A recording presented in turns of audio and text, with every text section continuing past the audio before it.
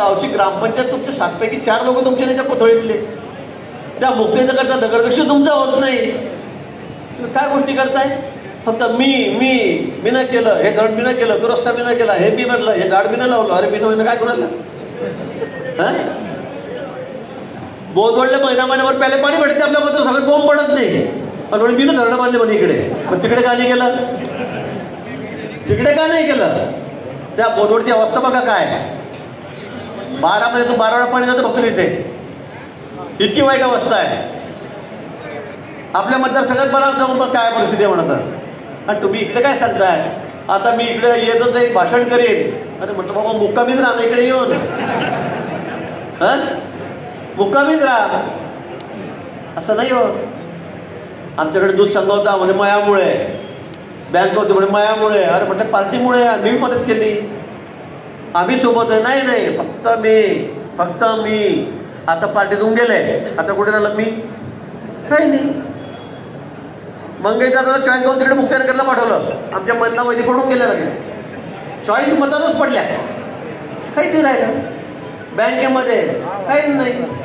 विधानसभेला आमच्या रोडी ते पडल्या, काय राहिलं? त्याच्यामुळे ज्याचा अहम चढतो ना, गर्व चढतो ना, की माझ्यामुळे फक्त मी कसं होतं गर्वहरण, हे आपण त्या ठिकाणी बघितलेलं आहे. आणि म्हणून इथे पासपोर्ट पप्पा करू नका. हा जामनेर तालुका आहे, तिकडे तुमची डाळ शिजत नाही, इथे काय डाळ शिजत आहे? इकडचं पाणीच वेगळं आहे. आणि तुम्ही स्पर्धा करा ना माझ्याशी. तुम्ही काय कामं केले, मी काय कामं केले, माझ्या मतदारसंघात काय, तुझ्या मतदारसंघात काय, राज्यात तू काय केलं मंत्री असताना, मी काय केलं. तुमचे कारनामे सगळ्या महाराष्ट्राला माहिती आहे. जेलमध्ये जावं लागलं. बिचारा विनाकारण त्यांचा जावंही 2 वर्ष 2.5 वर्ष जेलमध्ये जाऊन बसला. काय काय केलं आपण? आमचं काय सांगताय? आमच्या रोडला काहीच नाही आहे. पण त्या फरदापूरला काय झालं, तिकडे काय झालं? 1996 मध्ये 32 वर्षापूर्वी थोडी काय झालं? पिल मारत होता, दारूच्या बाटल्या घेऊन गेला, खोकत गाडीत होतं, पेन होता, खंबा आजार होता, बाई नाचत होती. अरे तुम्ही माझ्या आयुष्यामध्ये दारू पिताना पाहिलं? पण आता विश्वास तरी बसेल पण झालं की दारू पितो म्हणून?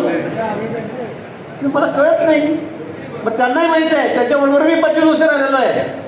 100दा म्हटलं असेल चाटून तपाय म्हटलं, हे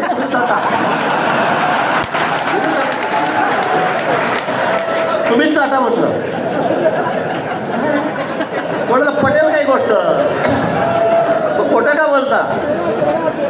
आणि प्रत्येक वेळेला आलं झालं की तेच, आलं गेलं की तेच, आलं गेलं की तेच. काय बोलतोय पण फालतू सारखं? मर्दासारखं बोला ना, काही काय पांचट सारखं बोलताय? किती खालच्या थराला जाऊन आपण बोलतोय, किती अश्लील बोलतोय. महिला बघतायत टीव्ही, बायका बघतायत, करोडो लोक बघतायत. आणि म्हणून मी परवा सांगितलंय एकदा नार्को टेस्ट कर. चाल, नार्को टेस्ट म्हणजे माहिती का तुम्हाला? ते इंजेक्शन निघून टाकलं त्याला की 5 मिनिटं माणूस जे खरं तेच बोलतो, खोटं बोलणारच नाही. आणि बरं त्याला इंजेक्शन द्या आणि त्याला विचारा फरदापूरचं खरं आहे का खोटं आहे, विचारा बरं त्याला. म्हटलं तर खोटं बोलणारच नाही माणूस. म्हटलं मला बी द्या, मला विचारलं फरदापूर काय झालं म्हणून, मला बी विचारा. त्याला नका विचारू, मला बी विचारा. ऐका तयार? माझ्याकडे सीडी, माझ्याकडे याला विचारा सीडी याकडे कोणती म्हणून. सॉरी माझ्या मोबाईलमध्ये होती म्हणजे गायब झाली. म्हटलं गायब झाली? अरे म्हटलं बाबा तू या रोज असेल तो देवघरात ठेवून अगरबत्ती रोज पूजा करता घंटी आणून आणून. काय बोलतोय आपण, काय करतोय? आपलं वय काय, आपली सोय काय? पण रोज तेच बोलायचं, अश्लील बोलायचं.